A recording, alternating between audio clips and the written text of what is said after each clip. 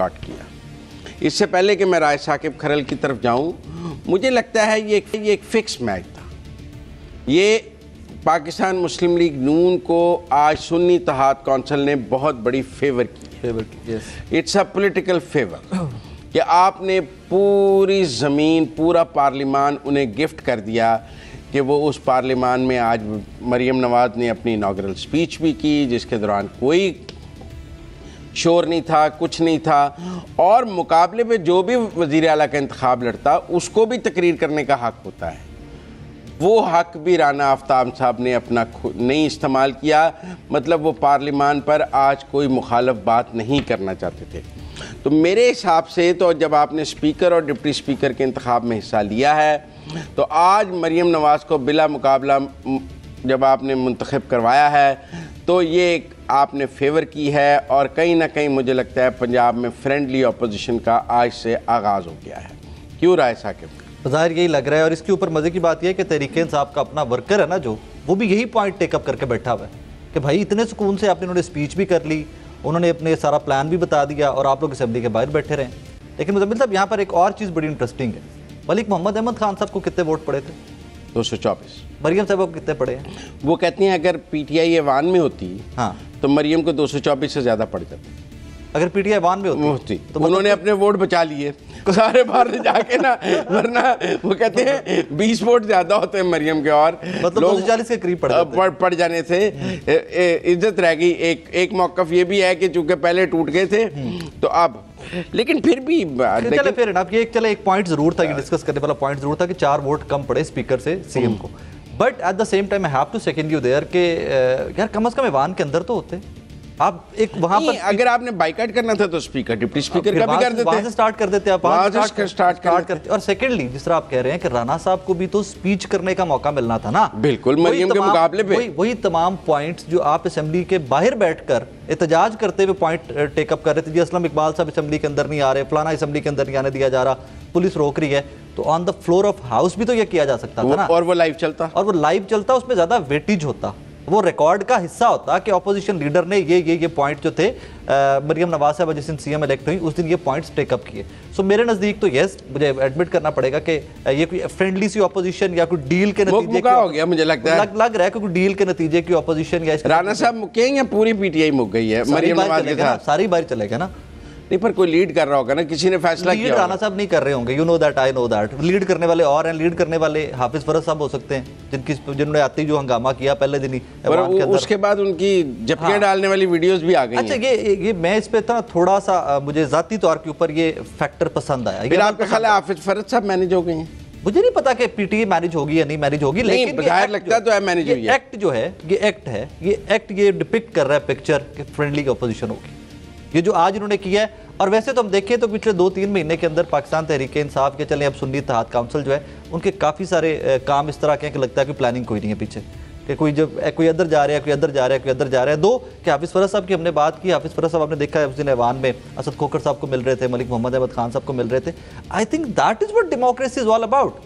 कि इसमें मिलने में क्या गलत है यार? मैं ये मिलने पे एतराज नहीं है, नहीं, लोगों ने बड़ा एतराज किया। मैं देखें, होता ये है, मैं इस बात के यकीनन हक में नहीं हूं कि आप असेंबली में मार कुटाई करें, लेकिन आपको अपनी बात करने का मौका जब मिल रहा हो तो आपको पार्लियामान इस्तेमाल करना चाहिए, कैश करना चाहिए, बिल्कुल कैश करना चाहिए। अच्छा, लेकिन यहाँ पर एक और फैक्टर है जो हम इग्नोर कर रहे हैं। वो फैक्टर ये था मुज़म्मिल साहब कि आज जो रिपोर्टर हमारे सारे कलीग वहाँ पर मौजूद थे असेंबली में, वो कह रहे थे कि जो गैलरीज थी, गैलरीज के अंदर नून लीग के वर्कर्स बहुत ज़्यादा लाए गए थे और सारी नारेबाजी जो है उनकी जानिब से की गई। मेंबरान असेंबली की जानिब से नारेबाजी आज कम की गई, एंटी इमरान खान साहब और पीटीआई, लेकिन उन जो वर्कर्स लाए गए थे उनकी जानिब से बहुत ज़्यादा नारेबाजी की। और आई थिंक जब आप थोड़ा अक्सरियत में होते हैं, जब आपको पता है कि आपका सीएम आ रहा है, तो ये बाइकआउट करने की वजह है नहीं, आई डोंट थिंक सो। ये बाइकआउट करने की वजह है, बाइकआउट करने की वजह जो हमें बताया गया वो तो ये तो बताया ना कि भाई हमारे बंदे नहीं अंदर आने दिए जा रहे। कौन सा वाला? असलम इकबाल साहब का नाम बार बार, वो तो स्पीकर के वक्त भी नहीं थे। हाँ, तो मतलब फिर आप स्पीकर के इंतखाब में भी हिस्सा ना लेते, बिल्कुल यही स्टांस लेते हैं ना, फिर आप हलफ भी ना उठाते, फिर आप यही स्टांस लेते हैं कि भाई हमारे बंदे जब तक मियां असलम इकबाल नहीं आएगा हम हलफ नहीं उठाएंगे, या मखसूस नशिस्तों का आपके पास जब तक वर्डिक्ट नहीं आ जाता, मखसूस नशिस्तों वाला मामला जब तक आपका सॉर्ट आउट नहीं हो जाता, हम हलफ नहीं ले रहे भाई, हम बाइकआउट करके बैठे हुए। फिर आपको ये स्टांस लेना चाहिए था फ्रॉम डे वन। शुरू में आप सारे प्रोसेस का हिस्सा बने, आपने मरियम नवाज साहबा को एक कमाल की स्पीच करने का कि मतलब आपने कहा जो मर्जी बोलें जनाब, यहाँ पे कोई बंदा आगे उफ भी नहीं करेगा। उन्होंने अपना पूरा एजेंडा कि आगे करना क्या है, एक मतलब कि इनॉग्रल स्पीच जो थी बहुत इंपॉर्टेंट होती है किसी भी सीएम के लिए। और जब आपने सारा कुछ उनका जो प्लान था, जो उन्होंने 5 साल का प्लान लेके आई हैं, और बज़ाहिर ये लग रहा है कि वो 5 साल का ही प्लान है।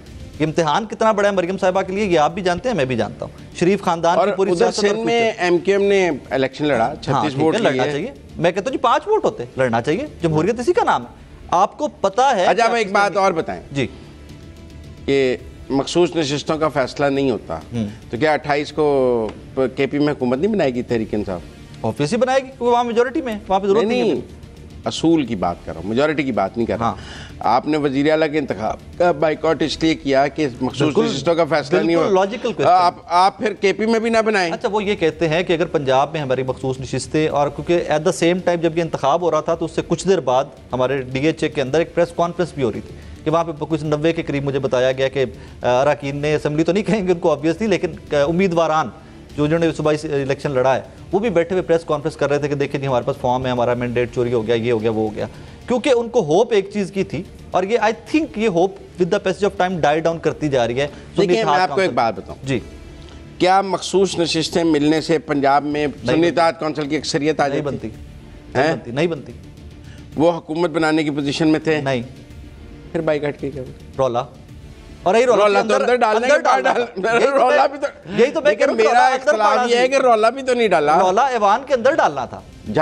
अच्छा, 2 चीजें हैं, इसके 2 एंगल हैं। एक एंगल तो ये है कि जी आपने दे दिया, बिल्कुल फील्ड छोड़ दी कि आप फील्ड छोड़ के बाहर बैठ के। दूसरा, जमहूरियत पसंद की नजर से देखें तो यार एक अच्छा अमल ये तो है कम से कम कि जो सीएम इलेक्ट हुआ है उसने अपना पूरा एजेंडा या पूरा जो अपना उनका है फ्यूचर का प्लान है वो उन्होंने टीवी के जरिए कौम के सामने रख दिया। पंजाब के प्रेस कॉन्फ्रेंस में भी कर देती हैं वो, कोई ऐसी बात नहीं। असेंबली के फ्लोर से आना इज वेरी इंपॉर्टेंट। लेकिन राना आफ्ताब भी तो आज 5 साल का प्लान ऑपोजिशन का रख सकते थे।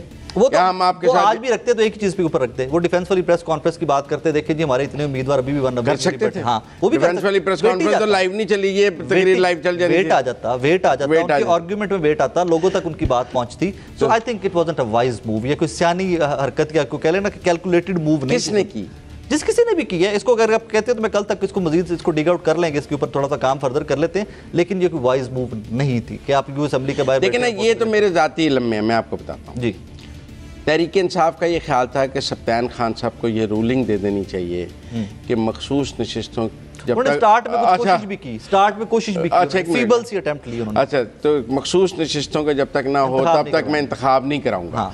और एज ए स्पीकर उनकी रूलिंग आने के बाद तहरीक इंसाफ का ये ख्याल था कि उनकी बड़ी फतह हो जाएगी कि स्पीकर की रूलिंग आ गई है, ठीक है ना।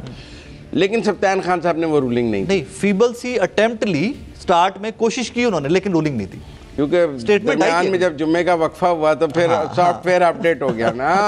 सफ्तान खान साहब का, सफ्तान खान साहब से एक मुलाकाती आया, उसने कहा खान साहब क्या हाल चाल है, पिपला का क्या हाल है, पिपला का क्या हाल है। तो सफ्तान खान साहब ने कहा मैं ठीक हूँ। उन्होंने कहा आपने हलफ लेना है या चलना है? उन्होंने कहा मैंने हलफ लेना है, चलना नहीं। खबर है जी नाज़रीन, ये बड़ी खबर है, आपको बड़ी खबर दे रहे। 2 कि मैंने पहले एक शो में भी ये बात की थी कि सफ्तान खान साहब खानदानी आदमी, जमहूर पसंद है, जमहूरियत को समझते हैं। खान साहब के 2 गारंटर थे मुस्लिम लीग नून के पास। ओके, एक वारिस बेग साहब, हाँ ठीक है, वो असेंबली में नजर भी आते रहे, वो उनके हमसाए हैं। हाँ, और एक ख्वाजा सलमान रफीक साहब। अच्छा, ख्वाजा साहब भी थे, ख्वाजा सलमान के जी वो हलफ लेंगे, ठीक है। 10 बजे का टाइम था कल, वो उस दिन वो 10 बजे नहीं आए। उन्होंने कहा खान साहब नहा रहे हैं, खान साहब कपड़े बदल रहे हैं, खान साहब आ रहे हैं। खान साहब ने 11:30 बजा दिया। आके खान साहब को कहा जी अंदर चलें। खान साहब ने कहा मैं जरा दोस्तों को मिल